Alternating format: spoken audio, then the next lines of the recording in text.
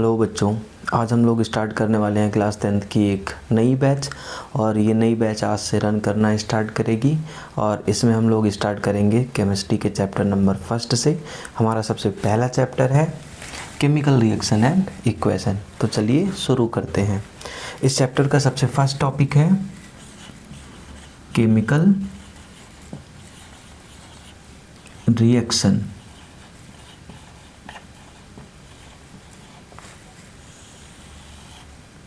बच्चों, chemical reaction होती क्या है, सबसे पहले हम लोग इस बात को समझेंगे।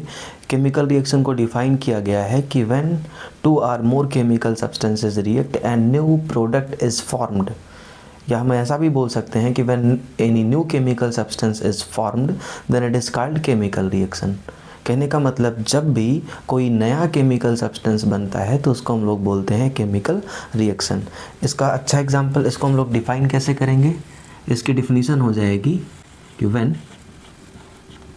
two or more chemical substance react and form a new product with different chemical properties. कहने का मतलब बच्चों, उस नए बनने वाले केमिकल सब्सटेंस की केमिकल प्रॉपर्टी अलग होनी चाहिए।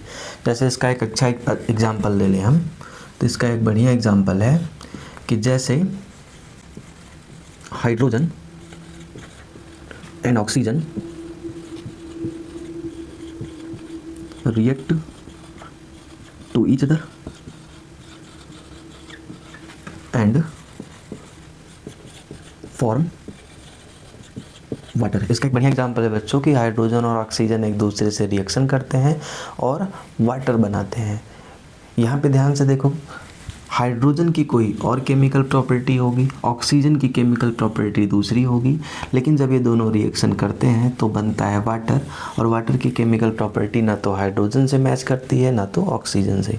कहने का मतलब बच्चों, जब भी कुछ नया केमिकल सब्सटेंस बनता है जिसकी केमिकल प्रॉपर्टी डिफरेंट हो तो वहाँ पे क्या होती है, वहाँ पे होती है chemical reaction.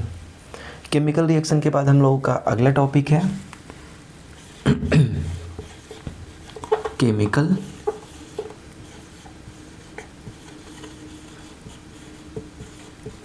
Equation. Chemical equation क्या होती है, इसको हम लोग जानेंगे। Representation of any chemical reaction representation of any chemical reaction is called chemical equation. जब भी किसी केमिकल रिएक्शन को हम लोग फार्मूला के टर्म में, सिंबल्स के टर्म में रिप्रेजेंट कर देते हैं तो उसी को हम लोग क्या नाम देते हैं, केमिकल इक्वेशन।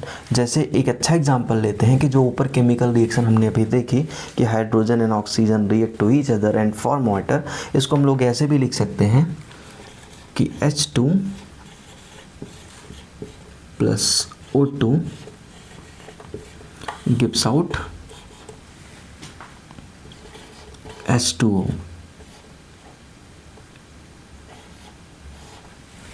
ये एक अच्छा एग्जांपल है हमारे पास। H2 plus O2 gives out H2O। फिर से हम लोग देखते हैं, H2 plus O2 gives out H2O। यहाँ पे हम लोग ध्यान देंगे बच्चों कि हाइड्रोजन और ऑक्सीजन एक दूसरे से रिएक्ट कर रहे हैं और बना रहे हैं वाटर। इसको हमने फार्मूले और सिंबल्स के फॉर्म में रिप्रेजेंट कर दिया है, तो इसी को हम लोग क्या नाम देंगे, इसी को हम लोग नाम देंगे केमिकल इक्वेशन। केमिकल इक्वेशन में जो भी फार्मूला हम लोग यूज करेंगे उसमें यहाँ पे ब्रैकेट में करके उस दिए गए केमिकल सब्सटेंस की स्टेट लिखी होती है। इस जैसे मान लो कहीं पे लिखा है ब्रैकेट में S करके, तो ये रिप्रेजेंट करता है सॉलिड स्टेट।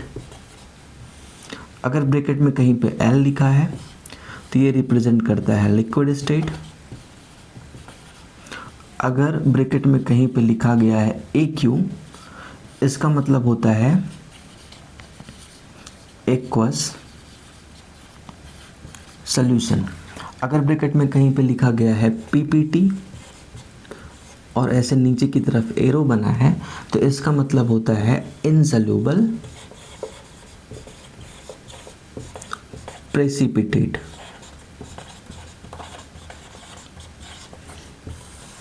जनरली पीपीटी ना लिख करके इनसॉल्युबल प्रेसिपिटेट की जगह पे कई बार ऐसे ही लिखा जाता है, क्योंकि प्रेसिपिटेट जनरली सॉलिड फॉर्म में होता है। यहाँ पे रिएक्टेंट की स्टेट लिखी गई होती है कि रिएक्टेंट किस स्टेट में रिएक्शन कर रहा है, और यहाँ पे प्रोडक्ट की स्टेट लिखी होती है ब्रैकेट में कि प्रोडक्ट किस स्टेट में बन रहा है। रिएक्टेंट क्या होता है बच्चों?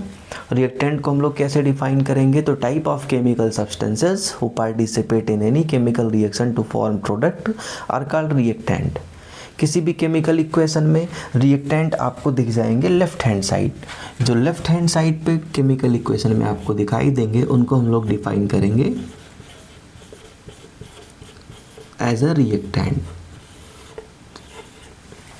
जो राइट हैंड साइड पे आपको अपीयर होंगे उसको हम लोग डिफाइन करेंगे एज अ प्रोडक्ट। इनकी डिफिनीशन क्या होती है? प्रोडक्ट किसे बोलेंगे? Final chemical substance of any chemical reaction is called product. Reactant को कैसे डिफाइन करेंगे? Type of chemical substances who take participate in any chemical reaction to form product. मतलब जो किसी केमिकल रिएक्शन में पार्टिसिपेट करके प्रोडक्ट बनाता है उसको रिएक्टेंट कहते हैं, और किसी केमिकल रिएक्शन में लास्ट में जो बनता है उसको प्रोडक्ट कहते हैं। अगला टॉपिक हम लोग पढ़ने चल रहे हैं प्रॉपर्टीज ऑफ केमिकल रिएक्शन। बच्चों हम लोग पढ़ेंगे कि केमिकल रिएक्शन की क्या प्रॉपर्टीज होती हैं। केमिकल रिएक्शन की कुछ प्रॉपर्टीज होती हैं, जैसे सबसे पहली प्रॉपर्टी है चेंज इन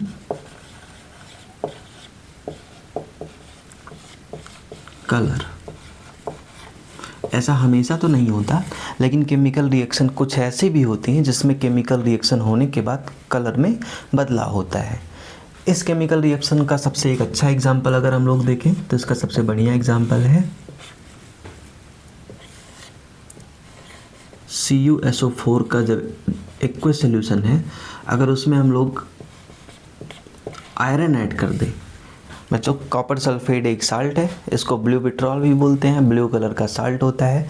अगर इसके वाटर सोल्यूशन में या एक्वस सोल्यूशन में अगर हम लोग आयरन रॉड या आयरन की नेल्स डाल दें, तो जो आयरन होता है, हम लोगों ने क्लास 9 में पढ़ा है, 8 में पढ़ा है कि जो आयरन होता है उसकी रिएक्टिविटी कॉपर की रिएक्टिविटी से ज़्यादा होती है। ये केमिकल रिएक्शन में कॉपर को डिस्प्लेस करता है, और कॉपर को डिस्प्लेस करने के साथ साथ ये बनाता है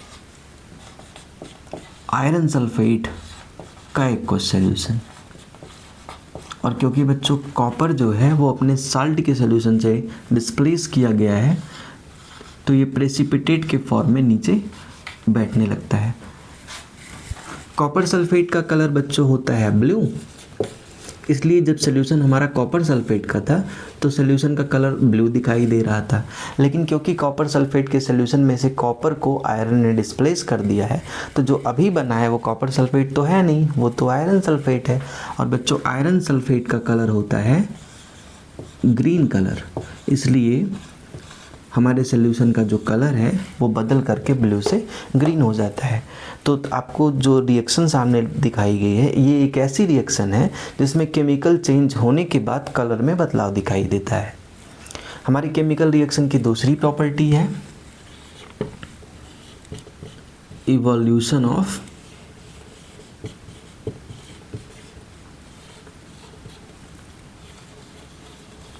गैस। इवोल्यूशन ऑफ गैस का मतलब कि बच्चों जब भी केमिकल रिएक्शन हो रही होगी तो उसमें गैस का फॉर्मेशन होगा। कॉन्सेप्ट क्लियर हुआ? और इसका सबसे अच्छा एग्जांपल हम लोग देखते हैं कि अगर जिंक ग्रेन्यूल्स को हाइड्रोक्लोरिक एसिड में डाल दिया जाए। कहने का मतलब बच्चों जब जिंक हाइड्रोक्लोरिक एसिड से रिएक्शन करता है, 8th क्लास में हमने पढ़ा है कि मेटल एसिड से रिएक्शन करता है तो बनाता है साल्ट और हाइड्रोजन गैस। चलो देखते हैं कैसे बनाएगा।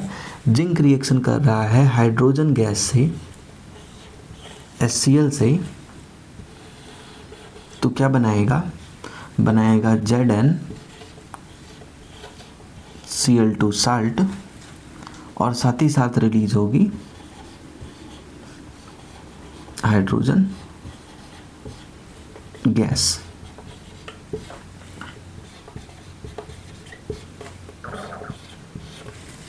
कॉन्सेप्ट क्लियर हुआ? तो ध्यान रहे बच्चों, आपके सामने एक रिएक्शन लिखी गई है जिसमें हमको क्या ऑब्जर्व हो रहा है, जिसमें ऑब्जर्व हो रहा है इवोल्यूशन ऑफ गैस। याद रहे कि मैक्सिमम मेटल्स जिनकी रिएक्टिविटी हाइड्रोजन से ऊपर होती है, मैक्सिमम इसलिए बोला गया बच्चों क्योंकि सारे मेटल एसिड से रिएक्शन नहीं करते, जैसे कॉपर, जैसे सिल्वर, जैसे गोल्ड, जैसे प्लेटिनम।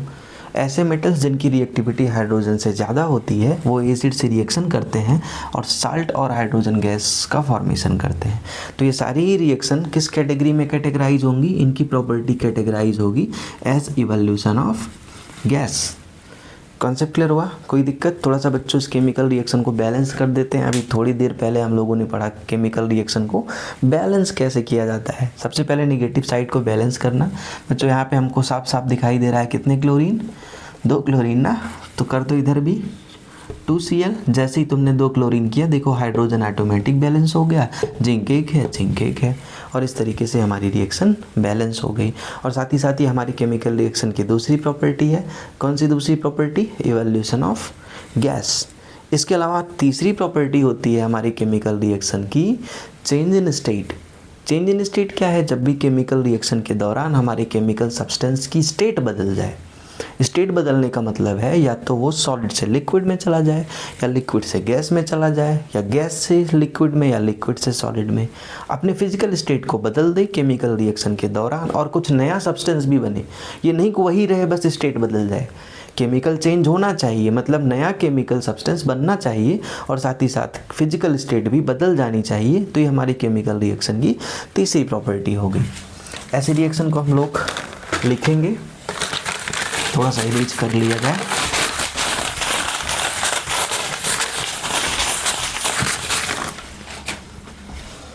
बच्चों हमारी केमिकल रिएक्शन की तीसरी प्रॉपर्टी है change in state. Change in state का मतलब होता है कि जब स्टेट बदल जाए। इसका सबसे अच्छा एग्जांपल है कि अगर हम लोग वाटर जो कि बच्चों लिक्विड स्टेट में है, इसकी करते हैं इलेक्ट्रोलिसिस। इलेक्ट्रोलिसिस का मतलब इसको एसिडिफाई करके इसके अंदर करंट पास कराते हैं। एसिडिफाई क्यों करना है बच्चों? एसिडिफाई हम लोग इसलिए करेंगे क्योंकि प्योर वाटर या डिस्टिल्ड वाटर में करंट पास नहीं करती तो कोई रिएक्शन तो होगी नहीं। हमको पहले इसको एसिडिफाई करना होगा। एसिडिफाई करके जब इसके अंदर इलेक्ट्रिक करंट पास कराएंगे तो जो ये वाटर है बच्चों, ये अपने कंपोनेंट में ब्रेक हो जाएगा। हाइड्रोजन कौन सी state? Gaseous state, plus oxygen कौन सी स्टेट? Gaseous state. और जो पीछे पढ़ाया गया है थोड़ा सा उसको भी फॉलो कर लेते हैं। हम लोग ने पीछे पढ़ा है केमिकल रिएक्शन को बैलेंस कैसे करते हैं, तो चलो बैलेंस करते हैं। इधर कितने एटम्स ऑक्सीजन के? 2 एटम्स। इधर ऑक्सीजन के कितने एटम? 1 एटम। तो भाई करो दोनों साइड बराबर। उधर 2 हैं तो इधर भी हम लोगों ने कर दिया 2 ऑक्सीजन। कॉन्सेप्ट क्लियर हुआ? और जैसे ही हमको ऑब्जर्व हुआ भाई इधर 2 ऑक्सीजन, इधर 2 ऑक्सीजन, तो यहाँ पे देखो दिख रहा है 2 2 जा 4 हाइड्रोजन। हम यहाँ पे भी कर देंगे 2 2 जा 4 हाइड्रोजन। हमारी रिएक्शन क्या हो गई? बैलेंस हो गई। और हम लोगों ने केमिकल रिएक्शन की तीसरी प्रॉपर्टी पढ़ी चेंज इन स्टेट, जहाँ पे वाटर की इलेक्ट्रोलिसिस करने के बाद इसके कंपोनेंट लिक्विड स्टेट से कन्वर्ट हो जाते हैं। कौन से स्टेट में? गैसियस स्टेट में। कॉन्सेप्ट क्लियर हुआ? कोई दिक्कत? किसी केमिकल रिएक्शन की चौथी प्रॉपर्टी हो सकती है फॉर्मेशन ऑफ प्रेसिपिटेट। बच्चों प्रेसिपिटेट का क्या मतलब होता है? प्रेसिपिटेट को हिंदी में कहते हैं अवक्षेप। अवक्षेप का मतलब सोचो बच्चों, केमिकल रिएक्शन के दौरान कुछ ऐसा बने जो कि इनसोल्यूबल हो। कोई सोल्यूशन है, सोचो उसमें रिएक्शन हुई और कुछ ऐसा बना जो उसमें डिजॉल्व नहीं हो सकता। तो डिजॉल्व नहीं हो सकता तो कहाँ जाएगा? या तो नीचे बैठेगा या तो ऊपर तैरेगा। कॉन्सेप्ट क्लियर हुआ? तो इनसोल्यूबल सब्सटेंस जो कि किसी केमिकल रिएक्शन में फॉर्म होता है उसी को हम लोग प्रेसिपिटेट कहते हैं। प्रेसिपिटेट नीचे भी बैठ सकता है और ऊपर भी तैर सकता है। कॉन्सेप्ट क्लियर हुआ? अभी पीछे हमने जो रिएक्शन पढ़ी थी प्रेसिपिटेशन रिएक्शन का, वो भी एक अच्छा एग्जाम्पल है जिसमें हम लोगों ने पढ़ा था चेंज इन कलर। ध्यान रहे बच्चों, उसमें देखो कॉपर बन रहा था और वो नीचे बैठ रहा था।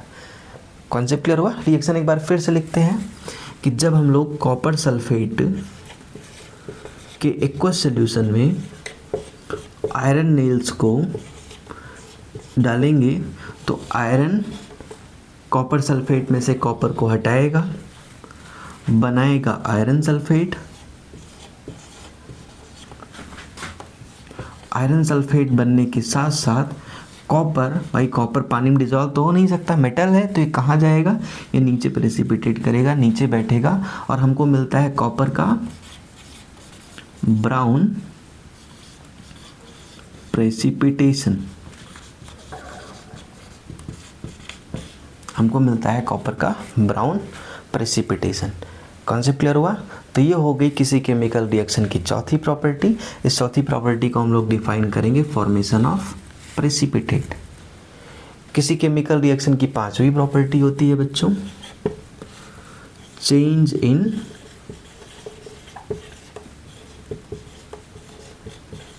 टेम्परेचर।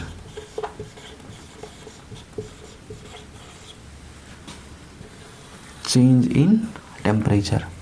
चेंज इन टेम्परेचर क्या है बच्चों? ध्यान रहे, जब भी किसी केमिकल चेंज के दौरान हीट या तो रिलीज होती है या हीट एब्जॉर्ब होती है। सोचो, दिमाग लगाओ बच्चों कि कोई केमिकल रिएक्शन हो रही है, उसमें हीट रिलीज हो रही है।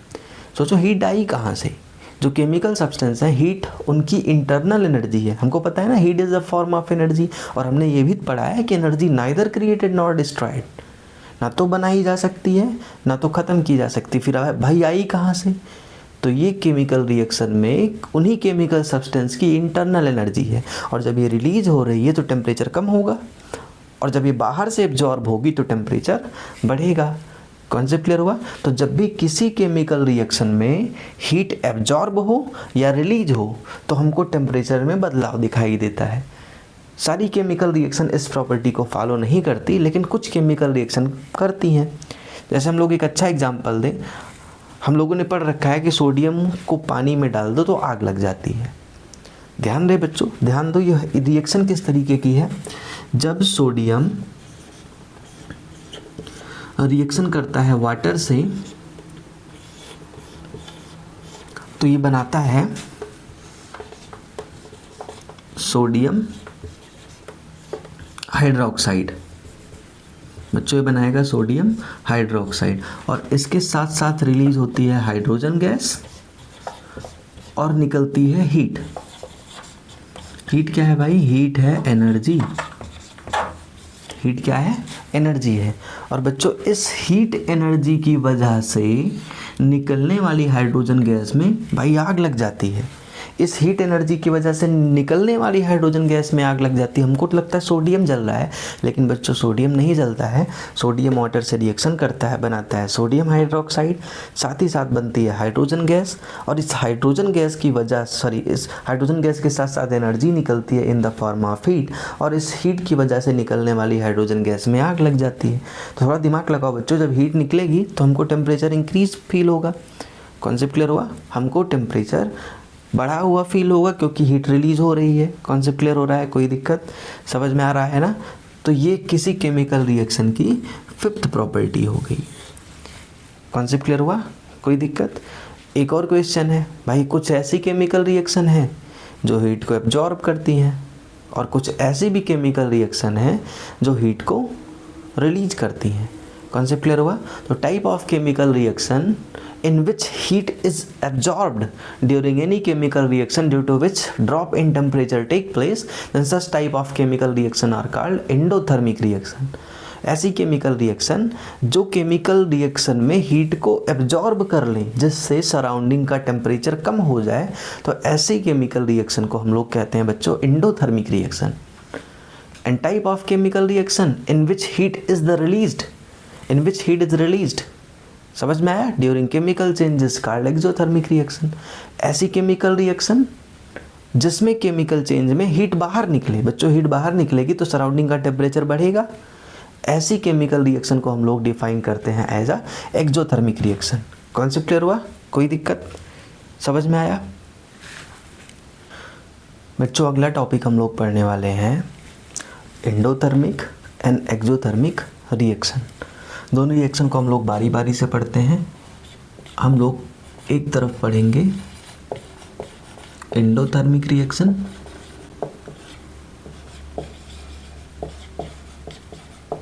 और एक तरफ पढ़ेंगे एक्सोथर्मिक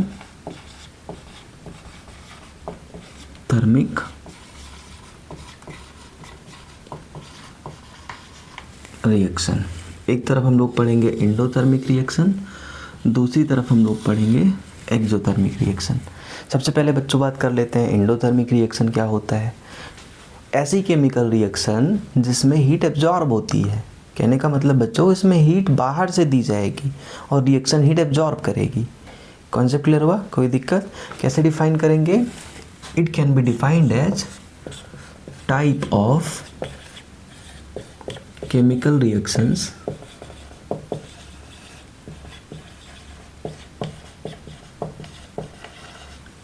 in which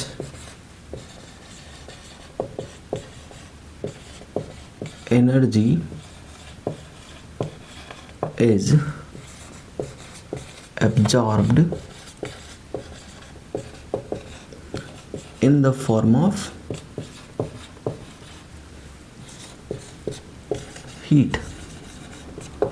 ऐसी केमिकल रिएक्शन बच्चों जिसमें एनर्जी एब्जॉर्ब होती है किसके फॉर्म में? हीट के फॉर्म में।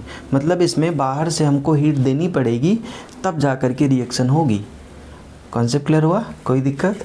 और एक्सोथर्मिक रिएक्शन को हम लोग कैसे डिफाइन करेंगे? इसको हम लोग डिफाइन करेंगे type of chemical reactions in which energy is released in the form of heat। बच्चों ध्यान दें, दोनों केमिकल रिएक्शन में बस थोड़ा सा फ़र्क है कि इसमें एनर्जी एब्जॉर्ब होती है और इसमें एनर्जी रिलीज होती है। समझ में आ रहा है? कहने का मतलब इसमें रिएक्शन कराओगे तो रिएक्शन में से हीट बाहर निकलेगी। हमको बाहर से हीट नहीं देना पड़ेगा बल्कि रिएक्शन से हीट निकलेगी। हम हीट देंगे तो भाई ध्यान रहे कि रिएक्शन अपनी एनर्जी बाहर निकाल करके स्टेबल होना चाह रही है। कॉन्सेप्ट क्लियर हुआ? हम हीट देंगे तो रिएक्शन हमारी स्लो पड़ जाएगी। कॉन्सेप्ट क्लियर हुआ? और इसमें भाई इसको तो हीट चाहिए तभी होगी, अगर इसमें तुम हीट दोगे तो ये रिएक्शन तेज़ी से होने लगेगी, क्योंकि इसको हीट ही तो चाहिए भाई, एब्जॉर्ब करना है, इसको हीट चाहिए बाहर से। कॉन्सेप्ट क्लियर हुआ? कोई दिक्कत? एग्जाम्पल अगर मैं इन रिएक्शन का देना चाहूँ तो इसका एग्जाम्पल है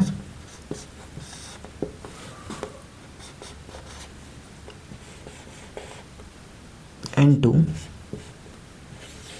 + O2 गिव्स आउट 2NO। और ध्यान दें बच्चों, इस रिएक्शन को होने के लिए हीट एब्जॉर्ब होती है। जब भी हीट एब्जॉर्ब हो तो एब्जॉर्प्शन ऑफ हीट को हम लोग इस तरीके से दिखाते हैं माइनस सिंबल के साथ। कॉन्सेप्ट क्लियर हुआ? ये जो माइनस सिंबल है बच्चों ये दिखाता है कि हीट क्या हो रही है? एब्जॉर्ब हो रही है।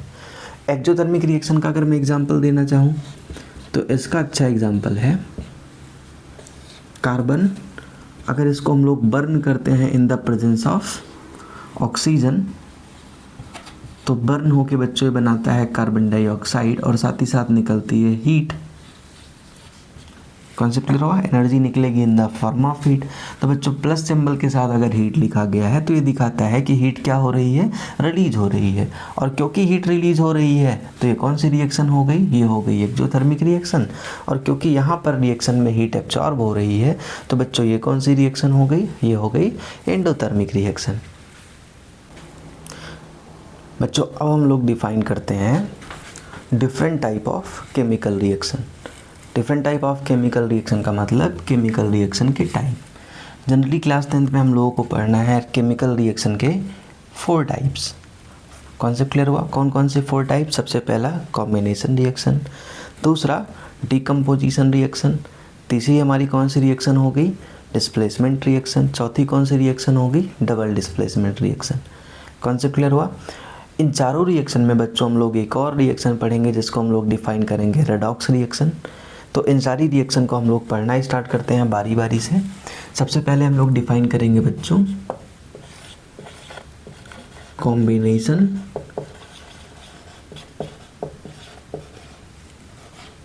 रिएक्शन।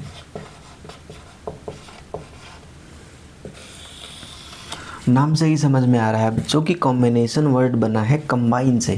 कंबाइन का मतलब होता है एक होना, एक कब कोई होता है, जब एक से ज़्यादा हो वो मिल जाए तो भाई उसी को तो बोलते हैं एक होना। इस रिएक्शन को हम लोग डिफाइन करेंगे, when two or more chemical substances react and form a single individual product। जब दो या दो से ज़्यादा केमिकल सब्सटेंस आपस में रिएक्ट करें और एक प्रोडक्ट बनाएं तो बच्चों वहाँ पे कौन सी रिएक्शन होती है, वहाँ पे होती है कॉम्बिनेशन रिएक्शन। डिफिनीशन इसकी हम लोग लिख लेते हैं, when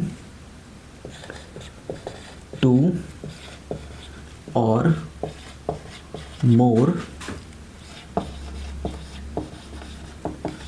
chemical substances react and form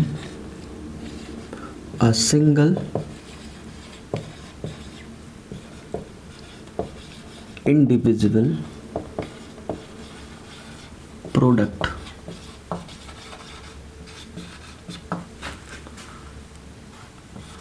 then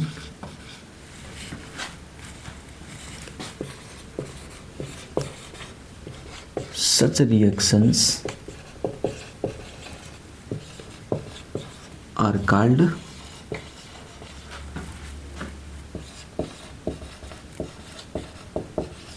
combination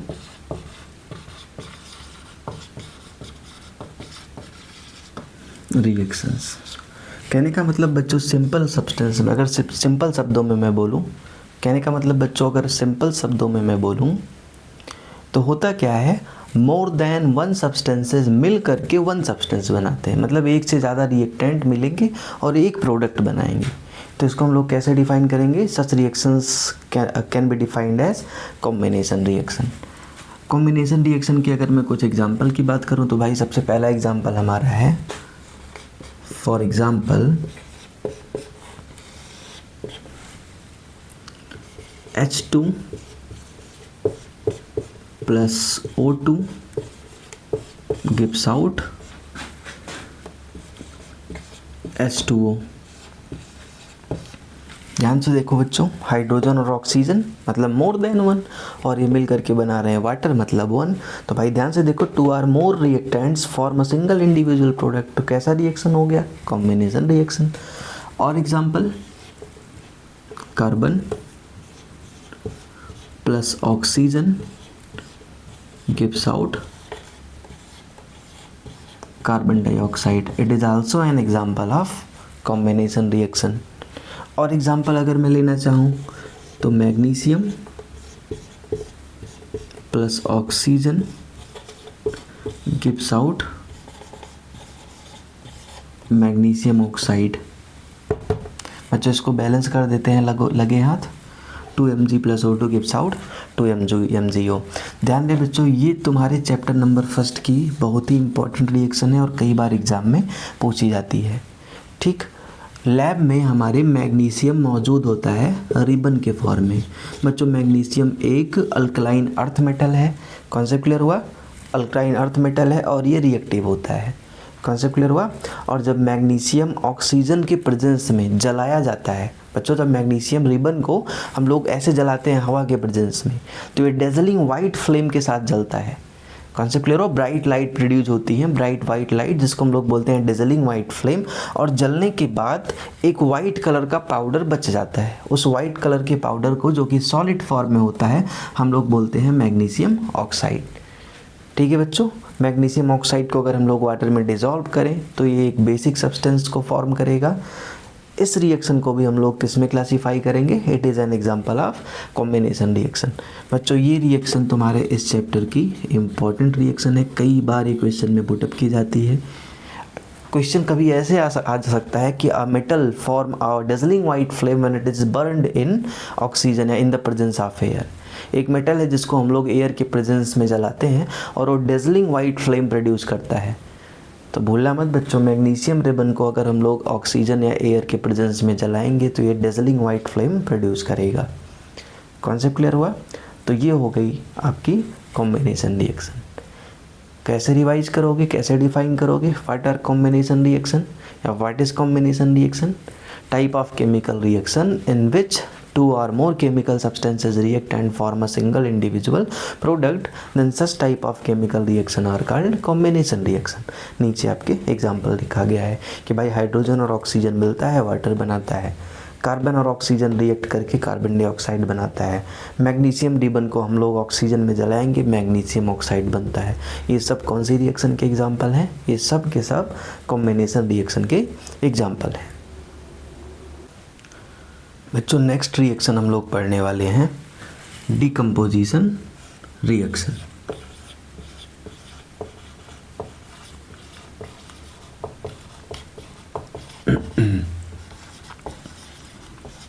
decomposition reaction. बच्चों डिकम्पोजिशन रिएक्शन क्या होता है? डिकम्पोजिशन रिएक्शन हम लोग उसे बोलेंगे जिसमें कोई एक केमिकल कंपाउंड है वो दो या दो से ज़्यादा सिंपलर सब्सटेंसेस में टूट जाता है, जबकि उसको बाहर से एनर्जी दी जाए, या तो हीट के फॉर्म में, या तो लाइट के फॉर्म में, या तो इलेक्ट्रिक करंट के फॉर्म में। ध्यान दे बच्चों, अपने आप नहीं टूटेगा, टूटेगा तभी जब हम लोग उसको बाहर से एनर्जी देंगे। एनर्जी किन फॉर्म में दी जा सकती है? एनर्जी दी जा सकती है हीट के फॉर्म में, लाइट के फॉर्म में, या इलेक्ट्रिक करंट के फॉर्म में। डिफाइन कैसे करेंगे इसको? This reaction can be defined as type of chemical reaction in which any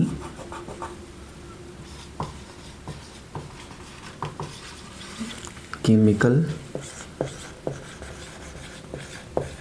compound is broken into two or more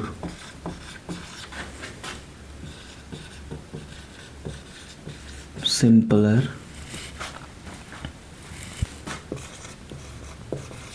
substances when energy is supplied to it in the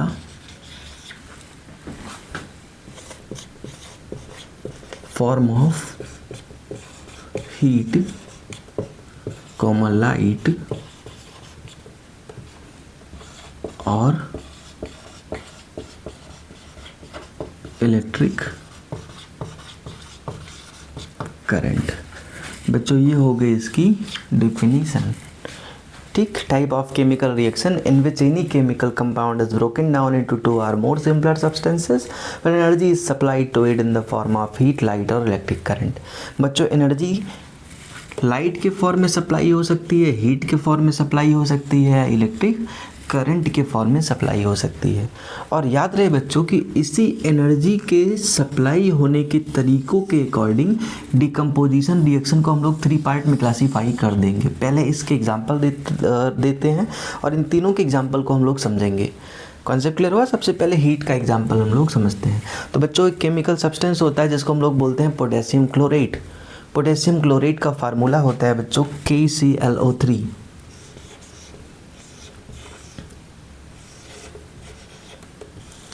सबसे पहली बार lab में 2 scientist जिनका नाम था सीले, Priestley और इनके बाद लेवासिए, ये साइंटिस्ट जो थे पोटेशियम क्लोरेट को गर्म किए और गर्म करने पे इनको प्रोडक्ट मिला पोटेशियम क्लोराइड और साथ ही साथ ऑक्सीजन गैस। बच्चों केमिकल रिएक्शन को बैलेंस करना हम लोगों को आता है ना, एक बार बैलेंस कर लेते हैं। बैलेंस करेंगे 2 2 3, ये हो गई बैलेंसिंग। तो इस केमिकल रिएक्शन को सबसे पहली बार परफॉर्म करने वाले साइंटिस्ट थे सीले और प्रीस्टले, और बाद में इसको फिर से परफॉर्म किए थे एंटोनियो लेवासिए।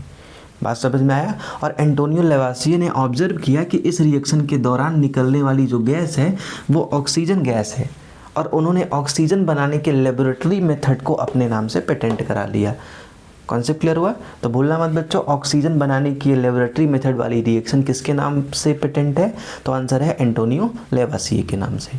ठीक, अगर बच्चों हम ध्यान दें, इस रिएक्शन को एक बार ऑब्जर्व करें तो यहाँ पे हमारे पास कोई एक केमिकल कंपाउंड है। डेल्टा का मतलब होता है बच्चों, यहाँ पे हम लोग क्या सप्लाई कर रहे हैं? यहाँ पे हम लोग एनर्जी सप्लाई कर रहे हैं इन द फॉर्म ऑफ हीट। ये फर्स्ट टाइप, पहली टाइप वाली डिकम्पोजिशन रिएक्शन जिसमें एक केमिकल कंपाउंड एक से ज़्यादा प्रोडक्ट में टूट रहा है, सिंपलर सब्सटेंसेस में टूट रहा है, और बच्चों यहाँ एनर्जी हीट के फॉर्म में सप्लाई की गई है। कॉन्सेप्ट क्लियर हुआ? मैं अलग से फिर से डिफाइन नहीं करूँगा। भूलना मत बच्चों कि ऐसी डिकम्पोजिशन रिएक्शन जिसमें हीट के फॉर्म में एनर्जी सप्लाई की जाए, इसको बच्चों हम लोग बोलते हैं थर्मल डिकम्पोजिशन। इसको हम लोग क्या नाम देंगे? Thermal decomposition. आया समझ में? कॉन्सेप्ट क्लियर हुआ?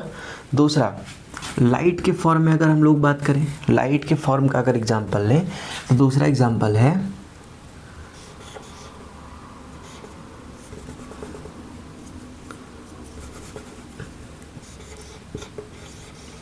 AgCl।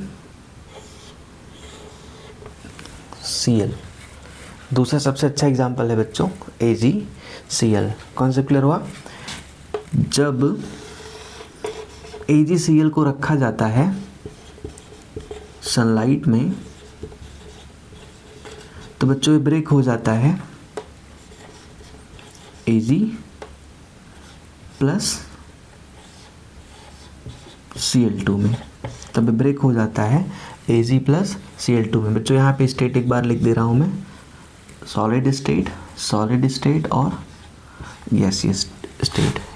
सिल्वर क्लोराइड कौन से स्टेट में होता है? Solid state, silver solid state और chlorine gaseous state. Concept clear हुआ? तो ये एक ऐसी डिकम्पोजिशन रिएक्शन है जिसमें एनर्जी सप्लाई हो रही है इन द फॉर्म ऑफ लाइट। तो बच्चों इस तरीके की डिकम्पोजिशन रिएक्शन को हम लोग डिफाइन करते हैं फोटो डिकम्पोजिशन। साइंस में बच्चों फोटो वर्ड लाइट के लिए ही यूज होता है। कॉन्सेप्ट क्लियर हुआ? तो एक ऐसा डिकम्पोजिशन रिएक्शन जिसमें एनर्जी सप्लाई हो लाइट के फॉर्म में, उसको हम लोग डिफाइन करेंगे फोटो डिकम्पोजिशन। हीट के फॉर्म में एनर्जी सप्लाई हो रही है तो थर्मल डिकम्पोजिशन। कॉन्सेप्ट क्लियर हुआ? और बच्चों अगर यही एनर्जी सप्लाई हो इलेक्ट्रिक करंट के फॉर्म में तो उसको हम लोग बोलते हैं इलेक्ट्रो डिकम्पोजिशन या इलेक्ट्रोलिसिस। इसका एक अच्छा एग्जाम्पल देखते हैं, जैसे वाटर, पीछे एग्जाम्पल मैंने दिया था, वाटर है अपने लिक्विड स्टेट में, इसको बच्चों हम लोगों ने किया एसिडिफाई, और जब इसका हम लोग करते हैं इलेक्ट्रोलिसिस तो इलेक्ट्रोलिसिस करने पे हमको मिलती है कैथोड पे हाइड्रोजन गैस और एनोड पे ऑक्सीजन गैस।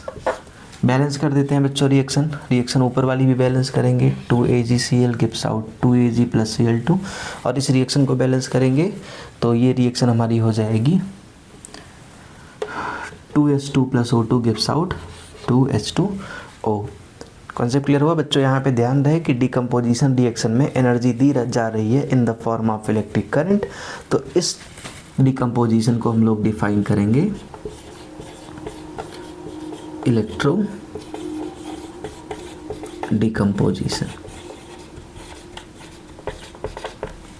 बात आई समझ में? अगर कोई तुमसे कहे कि फोटो डिकम्पोजिशन को डिफाइन करो तो हम लोग डिफाइन कर सकते हो कि type of decomposition reaction in which energy is given in the form of heat is called thermal decomposition, in which energy is given in the form of light is called photodecomposition, and in which energy is given in the form of electric current is called electrodecomposition reaction। Concept clear हुआ? तो बच्चों यहाँ पे decomposition reaction खत्म होती है। Concept clear हुआ? तीसरी रिएक्शन को हम लोग पढ़ना स्टार्ट करेंगे बच्चों। हम लोग अगली रिएक्शन पढ़ेंगे डिस्प्लेसमेंट रिएक्शन। डिस्प्लेसमेंट रिएक्शन क्या होती है पहले हम लोग समझते हैं। जब किसी एक ही केमिकल कंपाउंड में जो हाई रिएक्टिव एलिमेंट होते हैं वो लो रिएक्टिव एलिमेंट को डिस्प्लेस करके उसका स्थान ले लेते हैं, तो ऐसी केमिकल रिएक्शन को हम लोग डिफाइन करते हैं डिस्प्लेसमेंट रिएक्शन। इंग्लिश में कैसे डिफाइन करेंगे? Type of chemical reaction in which high reactive element displace another low reactive element from chemical compound during chemical reaction is called displacement reaction. Concept clear हुआ बच्चों? इसकी हम लोग डिफिनीशन पहले एक बार लिख लेते हैं. What is displacement reaction? तो displacement reaction is defined as type of chemical reactions in which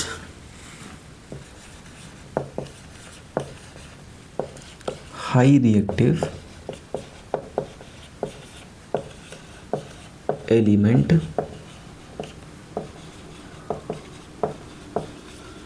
displace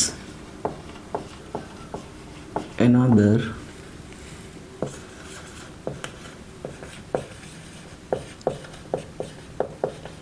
low reactive element from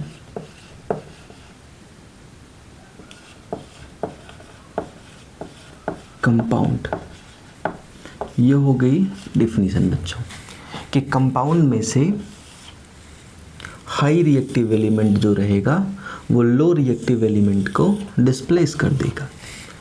concept clear हुआ? कैसे पहचानेंगे बच्चों कि कौन सा एलिमेंट हाई रिएक्टिव है कौन सा लो? तो इसके लिए हम लोगों ने क्लास 8 में पढ़ा है रिएक्टिविटी सीरीज, सबको याद होगा. और जो लोग भूल गए होंगे उनके लिए यहाँ मैंने बगल लिख रखी है रिएक्टिविटी सीरीज.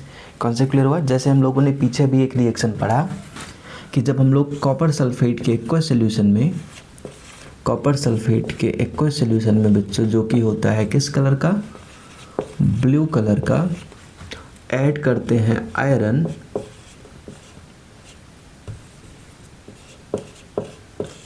तो बनता है आयरन सल्फेट का एक्वस सॉल्यूशन जो कि होता है ग्रीन कलर का, और साथ ही साथ कॉपर का प्रेसिपिटेट बनता है. बात समझ में आया? कॉन्सेप्ट क्लियर हो? ब्राउन कलर का कॉपर का प्रेसिपिटेट बनता है. तो यहाँ पे ध्यान दो बच्चों कि जो आयरन है वो एक एलिमेंट है और इसने दूसरे एलिमेंट कॉपर को कंपाउंड मतलब कॉपर सल्फेट में से डिस्प्लेस कर दिया और खुद इसकी जगह लेकर के आयरन सल्फेट बना लिया. तो ये कौन सी रिएक्शन है? It is an example of displacement reaction. Concept clear हुआ? और ध्यान दें बच्चों कि आयरन ने कॉपर को इसलिए डिस्प्लेस किया है क्योंकि जो आयरन है रिएक्टिविटी सीरीज में कॉपर से ऊपर होता है. अगर मान लो हमको कोई ऐसी रिएक्शन मिल जाए कि आयरन सल्फेट का एक्वस सॉल्यूशन और इससे रिएक्शन कराया जा रहा हो कॉपर का, तो यहाँ पे बच्चों डिस्प्लेस मत करने लगना क्योंकि ध्यान रहे कि कॉपर जो होता है वो लो रिएक्टिव एलिमेंट है और आयरन हाई रिएक्टिव एलिमेंट है. Low reactive element high reactive element को डिस्प्लेस नहीं कर सकता. कॉन्सेप्ट क्लियर हुआ? इसको हम लोग एक अच्छे एग्जांपल से समझ सकते हैं कि हाई रिएक्टिव एलिमेंट को मान लो कि कोई ताकतवर इंसान है जिसके पास बहुत ज़्यादा ताकत है, मस्कुलर है पूरा. कॉन्सेप्ट क्लियर हुआ? और वो किसी चेयर पे बैठा हुआ है और तुम पतले से दुबले पतले कमज़ोर इंसान हो. क्या तुम्हारे पास कैपेसिटी है कि उसको तुम डांट करके या मार करके उसकी चेयर से हटा करके खुद वहाँ बैठ जाओ? तो आंसर है भाई ऐसा करोगे तो पटक के मारेगा, तुम कुछ नहीं कर पाओगे. कहने का मतलब तुम उस ज़्यादा मजबूत वाले इंसान को, ताकतवर इंसान को उसके चेयर से नहीं हटा सकते. कॉन्सेप्ट क्लियर हुआ? लेकिन सोचो उल्टा कंसीडर करो कि तुम कमज़ोर हो, दुबले पतले हो, किसी चेयर पे बैठे हो और कोई एक हट्टा कट्टा इंसान आए तो तुमको आराम से हटा सकता है. सेम ये कंडीशन यहाँ पे लागू होती है कि जो हाई रिएक्टिव रहेगा वो लो रिएक्टिव वाले को कंपाउंड से हटा देगा. बात समझ में आया? खुद उसकी जगह ले लेगा और उसको बाहर कर देगा. लेकिन जब लो रिएक्टिव वाले की बात आएगी तो हाई रिएक्टिव वाले को, लो रिएक्टिव का मतलब यहाँ पे कॉपर है, हाई रिएक्टिव का मतलब यहाँ पे आयरन है, तो लो रिएक्टिव वाला हाई रिएक्टिव वाले को डिस्प्लेस नहीं कर पाएगा, इसलिए यहाँ पे कोई रिएक्शन नहीं होगी. कॉन्सेप्ट क्लियर हुआ? तो बच्चों आंख बंद करके डिस्प्लेसमेंट रिएक्शन नहीं करना है. डिस्प्लेसमेंट रिएक्शन होगी या नहीं होगी इसको डिफाइन करने के लिए तुमको रिएक्टिविटी सीरीज लर्न होना ज़रूरी है. अगर तुमको रिएक्टिविटी सीरीज नहीं लर्न रहेगी तो तुम डिफाइन नहीं कर पाओगे कि कब एलिमेंट दूसरे को डिस्प्लेस करेगा और कब नहीं करेगा. हमेशा याद रहे कि हाई रिएक्टिव वाला लो रिएक्टिव वाले को डिस्प्लेस करेगा और लो रिएक्टिव वाला हाई रिएक्टिव वाले को डिस्प्लेस नहीं कर पाएगा। बच्चों अगली रिएक्शन जो हम लोग पढ़ने वाले हैं वो है double displacement reaction. Double displacement reaction क्या होती है? जब भी दो कंपाउंड एक दूसरे से रिएक्शन करें और दो नए कंपाउंड बनाएं। दो नए कंपाउंड कैसे बनेंगे? तो भाई सीधी सी बात है, जब दो कंपाउंड आपस में रिएक्शन करेंगे तो वो आपस में एटम्स का एक्सचेंज करेंगे, जिसकी वजह से दो नए कंपाउंड बन जाएंगे। ऐसी केमिकल रिएक्शन को हम लोग बच्चों कहते हैं double displacement reaction. Concept clear हुआ? कोई दिक्कत? कैसे डिफाइन करेंगे कि type of chemical reaction in which two compounds react with each other and form two different compounds by mutual exchanging of atoms. Such type of chemical reaction are called double displacement reaction. इसको हम लोग अच्छे से समझते हैं, पहले definition लिख लेंगे फिर एग्जाम्पल से समझेंगे।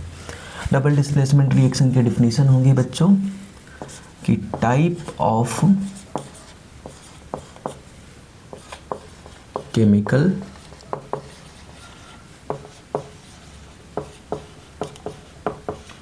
reactions in which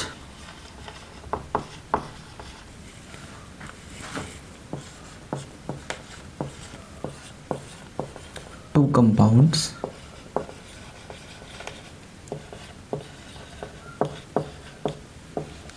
react with each other and form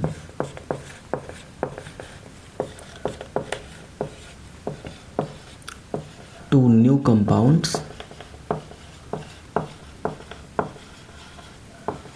by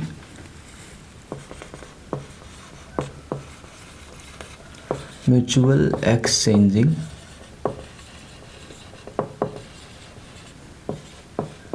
of atoms। बच्चों डिफिनीशन भी सामने बोर्ड पे लिखी है, हम लोगों ने भी समझा कि दो कंपाउंड आपस में रिएक्शन करेंगे, दो और कंपाउंड बनाएंगे, उनके बीच में एटम्स की म्यूचुअल एक्सचेंजिंग होगी। कॉन्सेप्ट क्लियर हुआ? एग्जांपल के साथ समझते हैं। इसका एग्जांपल है सिल्वर नाइट्रेट के एक्वस सॉल्यूशन में। बच्चों जब सोडियम क्लोराइड का एक्वस सॉल्यूशन मिलाया जाता है तो बनता है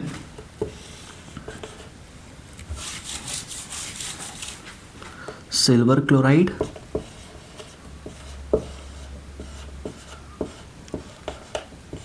प्लस सोडियम नाइट्रेट।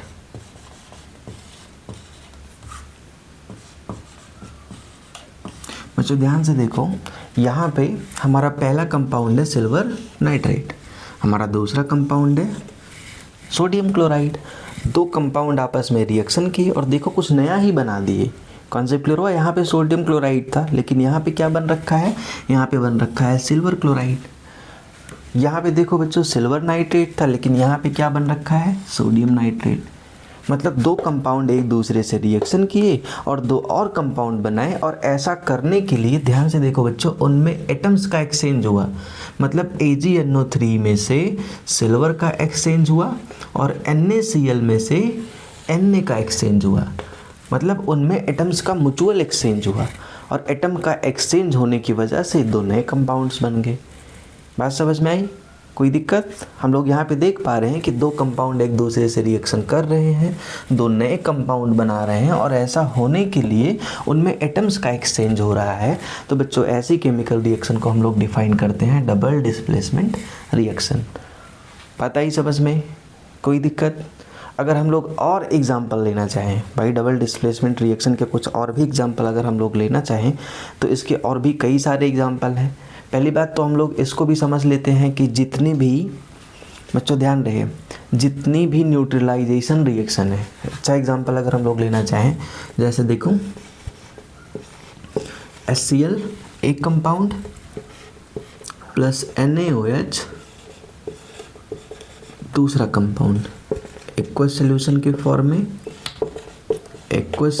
फॉर्म में आपस में रिएक्ट करते हैं और बनाते हैं NaCl का एक्वस सॉल्यूशन प्लस वाटर, कौन से स्टेट में? लिक्विड स्टेट में।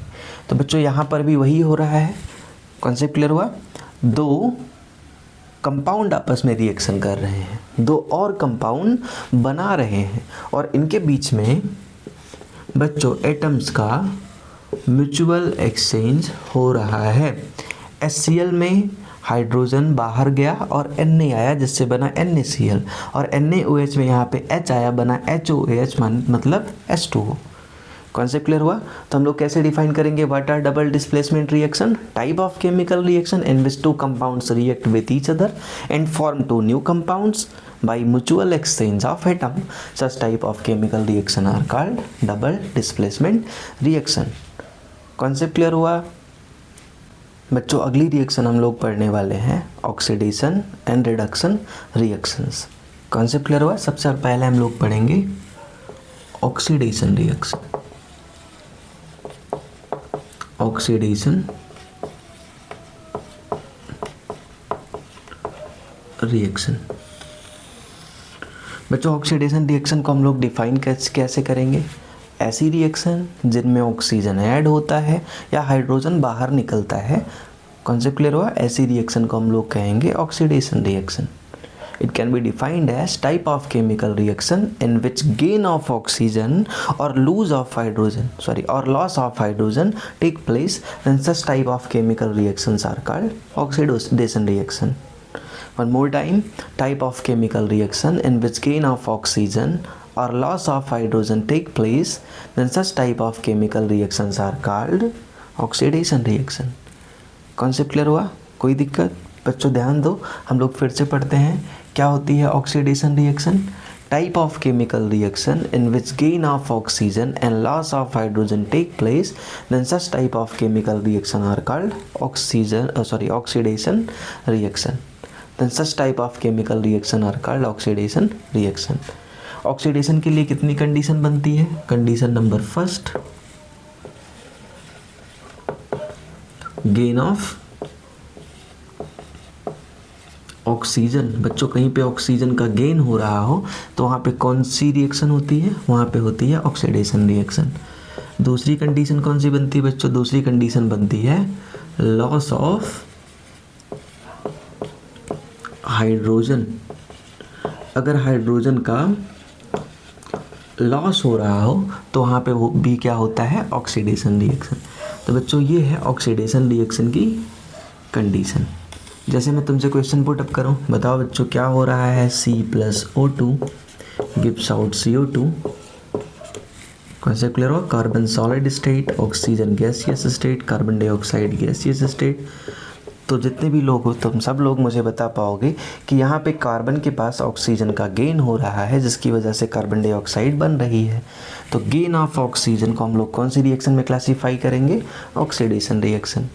ऑक्सीडेशन रिएक्शन का जस्ट अपोजिट होता है कौन सा रिएक्शन? Reduction reaction. यही लगे हाथ हम लोग बात कर लेते हैं रिडक्शन रिएक्शन की।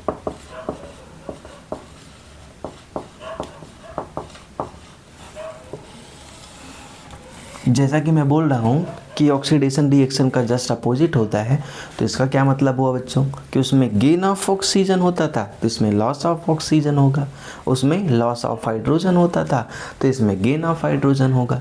It can be defined as type of chemical reaction in which gain of hydrogen और loss of oxygen take place, then such type of chemical reaction are called reduction reaction. Reduction reaction में क्या होगा? तो भाई इसमें सबसे first condition है कि इसमें होगा गेन ऑफ हाइड्रोजन या लॉस ऑफ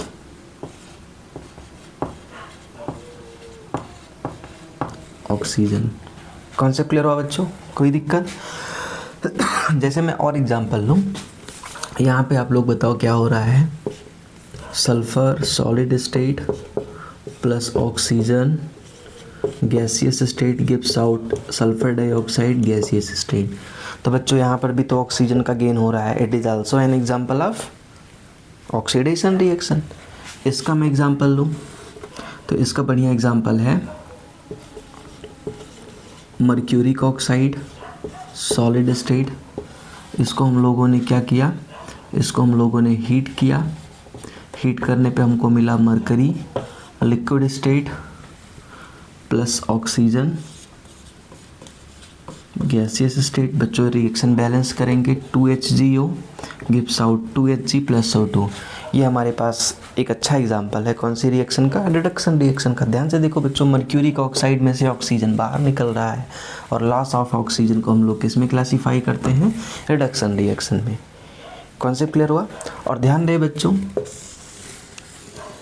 जब ऑक्सीडेशन और रिडक्शन रिएक्शन साथ साथ हों, कॉन्सेप्ट क्लियर हुआ, कोई दिक्कत, जब ऑक्सीडेशन और रिडक्शन रिएक्शन साथ साथ हों तो ऐसी रिएक्शन को हम लोग बोलते हैं रेडॉक्स रिएक्शन। बच्चों जो रेडॉक्स रिएक्शन है, रेडॉक्स ये दो वर्ड से मिलकर के बना है, एक रेड से, रेड का मतलब होता है रिडक्शन,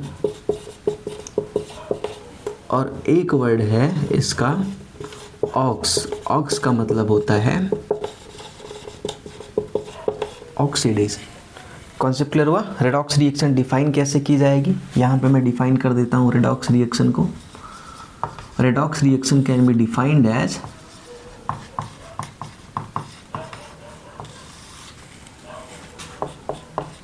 when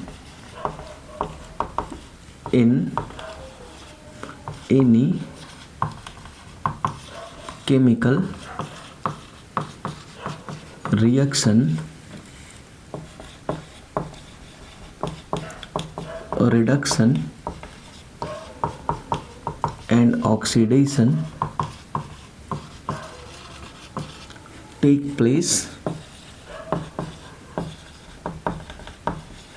साइमल्टेनियसली। बच्चों साइमल्टेनियसली का मतलब होता है साथ साथ। जब भी किसी केमिकल रिएक्शन में रिडक्शन और ऑक्सीडेशन साथ साथ होता है तो वहाँ पे कौन सी रिएक्शन होती है बच्चों, वहाँ पे होती है रेडॉक्स रिएक्शन। कॉन्सेप्ट क्लियर हुआ। रेडॉक्स रिएक्शन के कुछ एग्जाम्पल को हम लोग समझते हैं बच्चों। इसका सबसे अच्छा एग्जाम्पल है जिंक ऑक्साइड, कौन से स्टेट में, लिक्विड स्टेट में। इसका रिएक्शन हमने कराया कार्बन से सॉलिड स्टेट में, हीट करने पे हमको मिला जिंक लिक्विड स्टेट में plus carbon monoxide gaseous state में। कॉन्सेप्ट क्लियर हुआ, कोई दिक्कत।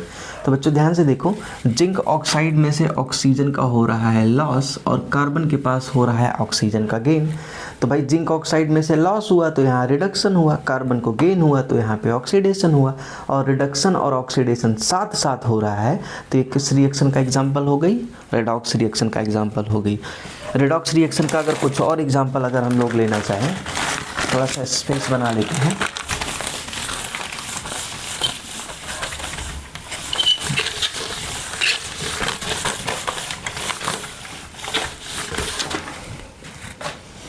तो बच्चों और एग्जाम्पल में एक है Fe2O3 plus 2Al gives out Al2O3 plus 2Fe। साथ ही साथ बच्चों इस रिएक्शन में खूब सारी निकलती है हीट। भूलना मत बच्चों, ये तुम्हारे क्लास 10th की बहुत ही इंपॉर्टेंट रिएक्शन है। ये रेडॉक्स रिएक्शन तो है ही, और इसके साथ साथ बच्चों इस रिएक्शन को थर्मिट रिएक्शन के नाम से जाना जाता है। ये बहुत ही कई बार एग्जाम में आने वाली काफ़ी फेमस रिएक्शन है। ये आपको मिलेगी chapter number 3 metal and non metal में। बच्चों ये रेडॉक्स रिएक्शन का भी एग्जाम्पल है, क्योंकि देखो यहाँ पे फेरिक ऑक्साइड में से ऑक्सीजन का लॉस हो रहा है। कॉन्सेप्ट क्लियर हुआ। और एल्यूमिनियम पे ऑक्सीजन का गेन हो रहा है, तो भाई यहाँ पे हुआ रिडक्शन और यहाँ पे हुआ ऑक्सीडेशन। कॉन्सेप्ट क्लियर हुआ, कोई दिक्कत। तो ये एग्जांपल हो गई किसकी, रेडॉक्स रिएक्शन का। और इस पार्टिकुलर रिएक्शन को हम लोग थर्मिट रिएक्शन के नाम से भी जानते हैं। कॉन्सेप्ट क्लियर हुआ, कोई दिक्कत। बच्चों रेडॉक्स रिएक्शन में एक हम लोग पढ़ते हैं रिड्यूसिंग एजेंट,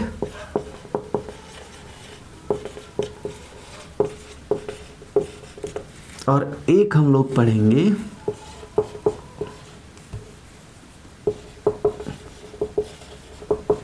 ऑक्सीडाइजिंग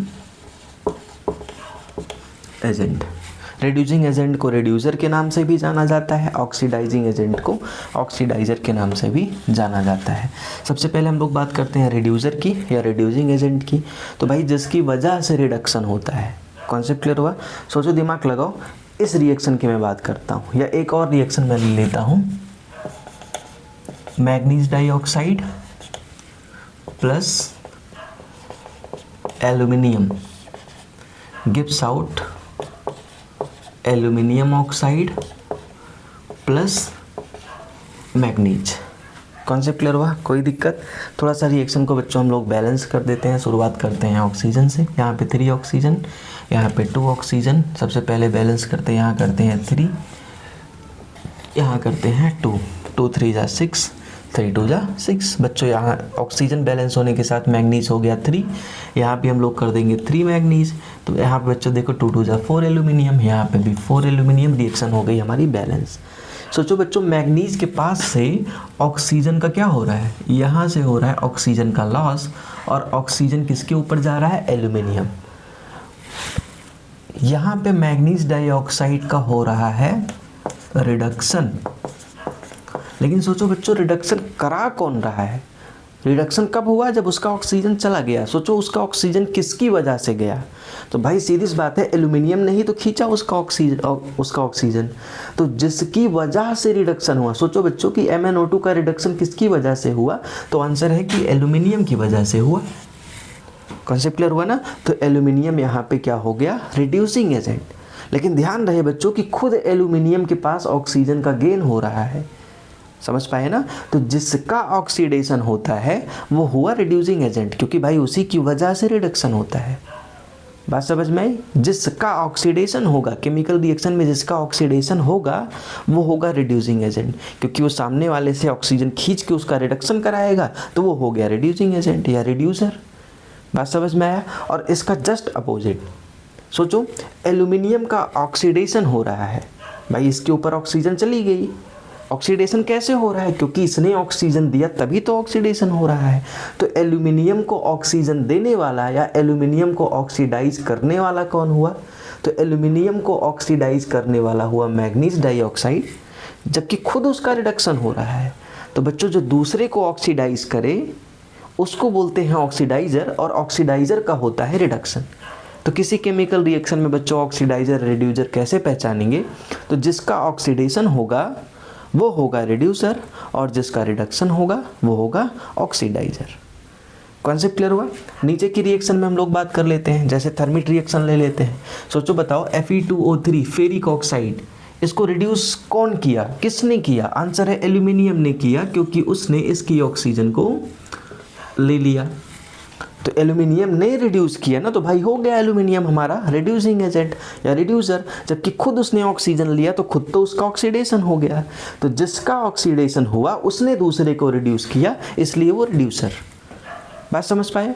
और जिसका रिडक्शन हुआ उसने दूसरे को ऑक्सीडाइज किया, इसलिए वो ऑक्सीडाइजर। कन्फर्म हुआ? कोई दिक्कत? और ऑक्सीडेशन रिडक्शन पहचानेंगे कैसे?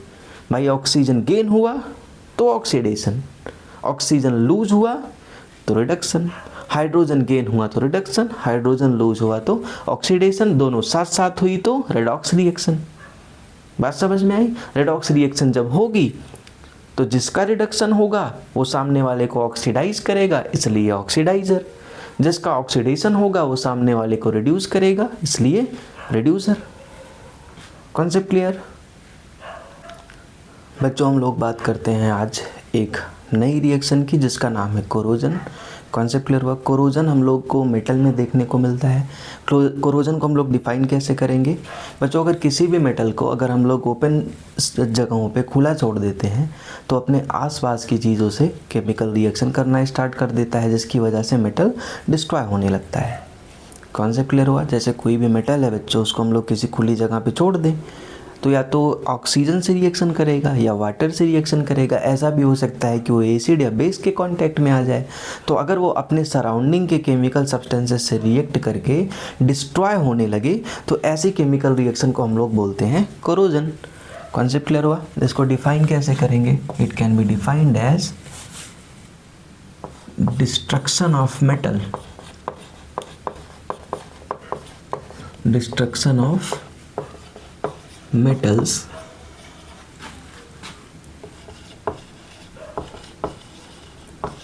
by reaction with water,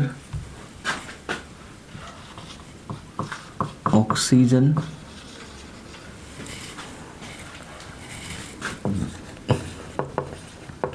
acid, base or any other chemical substances that are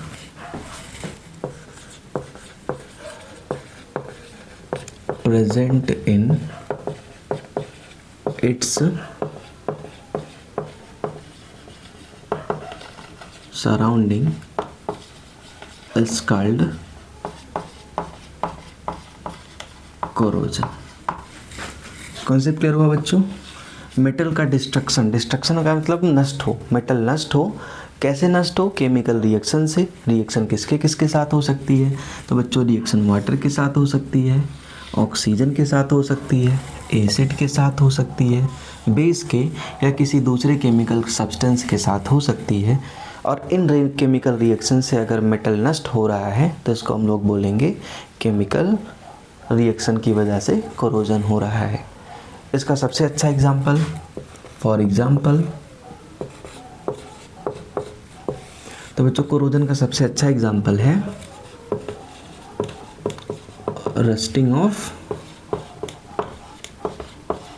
iron. बच्चों आयरन को रस्ट होने के लिए 3 कंडीशन की रिक्वायरमेंट होती है।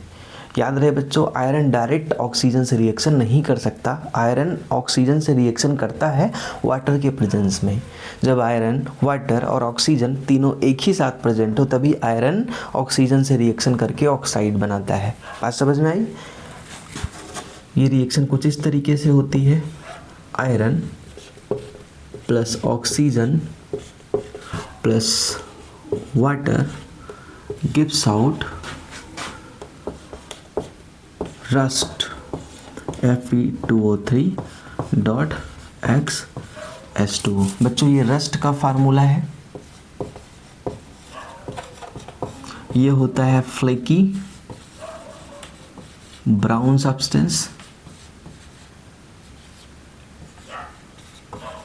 जो कि लोहे की बनी चीज़ों के सरफेस पे हमको दिखाई देता है। ये रस्टिंग की वजह से होता है। बच्चों केमिकल रिएक्शन को बैलेंस करते हैं। केमिकल रिएक्शन को बैलेंस करने के लिए 3 ऑक्सीजन 2 ऑक्सीजन, तो बच्चों यहाँ पे करेंगे 2 ऑक्सीजन, यहाँ पे 3 ऑक्सीजन, Fe है 2 2 जा 4 Fe प्लस XH2O। बच्चों ये पूरा XH2O वाटर यहाँ पे बाइंड हो जाता है as a water of crystallization. हम लोगों ने पढ़ा है वाटर ऑफ क्रिस्टलाइजेशन क्या होता है, तो ये वाटर यहाँ पे एज अ बाइंड होगा वाटर ऑफ क्रिस्टलाइजेशन के फॉर्म में। ये हो गई हमारी रस्टिंग की बैलेंस केमिकल रिएक्शन। तो बच्चों ये जो Fe2O3 है ये रस्ट का फार्मूला है। ये आयरन की बनी हुई आर्टिकल्स पे फ्लेकी ब्राउन सब्सटेंस के रूप में अक्सर देखा जाता है। कॉन्सेप्ट क्लियर हुआ? इसकी वजह से जो आयरन होता है वो परत दर परत लगातार खोखला और ख़राब होता जाता है और इसको हम लोग डिफाइन कर सकते हैं कि it is an example of corrosion. बात समझ में आया? कॉन्सेप्ट क्लियर हुआ? अगला टॉपिक जो हम लोग पढ़ने वाले हैं वो है रेंसिडिटी ऑफ फूड। पहले थोड़ा सा इसको इरेज कर लेते हैं।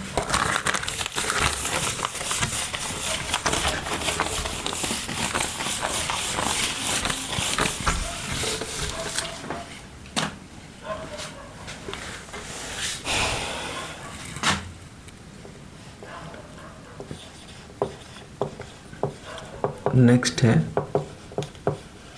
Rancidity of food. Rancidity of food को हम लोग कैसे डिफाइन करेंगे? हम लोगों ने देखा है कि ऐसे फूड स्टफ़, ऐसे खाने की सामग्री जिसमें फैट या ऑयल प्रेजेंट होता है, अगर उनको ऑक्सीजन के कांटेक्ट में लंबे समय तक रखा जाए तो उनके टेस्ट में, उनके ऑर्डर में और उनकी क्रिस्प में चेंज आ जाता है, बदलाव आ जाता है। कॉन्सेप्ट क्लियर हुआ? इसको हम लोग क्या नाम देंगे? इसको हम लोग बोल देंगे रेंसिडिटी ऑफ फूड। ऐसा होता क्यों है? क्योंकि जो फैट मॉलिक्यूल्स होते हैं बच्चों, ऑक्सीडेशन होने की वजह से वो डिफॉर्म हो जाते हैं। बात समझ में आया? ऐसा फैट के ऑक्सीडेशन की वजह से होता है। तो रेंसिडिटी को हम लोग कैसे डिफाइन करेंगे? Rancidity of food can be defined as change in odour comma taste and crisp of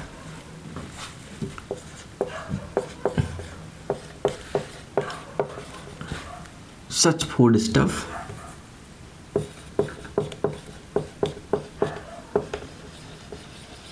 who contain oil or fat due to